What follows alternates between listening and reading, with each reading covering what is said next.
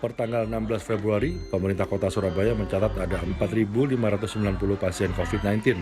Penambahan pasien yang sakit dan sembuh pun di angka sekitar 1.500 pasien setiap harinya.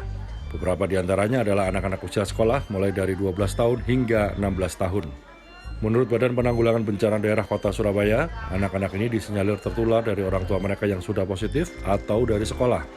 Paparan di tempat umum atau ruang publik juga dinilai berperan besar dalam penularan.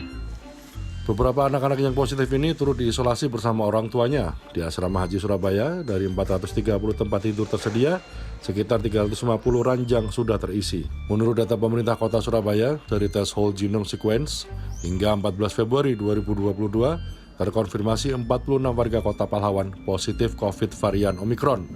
Sekitar 7 hingga 8 orang diantaranya adalah anak di bawah usia 18 tahun. Namun kini, kondisi tersebut perlahan melandai. Di asrama haji itu anak-anak ada, jadi usia 18 tahun ke bawah, itu 16, 15, 14, ada yang sampai 12 pun ada.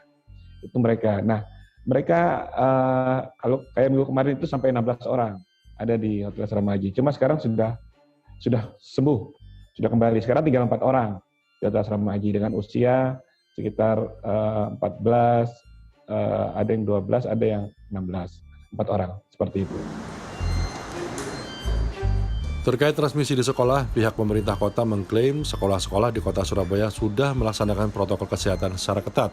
Meski kini, Surabaya naik level menjadi level 3, pengajaran tatap muka dengan kapasitas 50% masih diperbolehkan.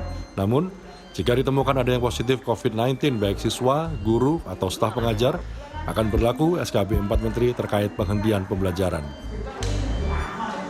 Ketika ada semacam itu mengacu ke SKB 4 Menteri. Ya. Di SKB Menteri menyatakan bahwa ketika salah satu yang positif, maka di salah satu kelas itu perlu dilakukan tes PCR. Semua pengajar yang masuk di situ sama siswa pengajar.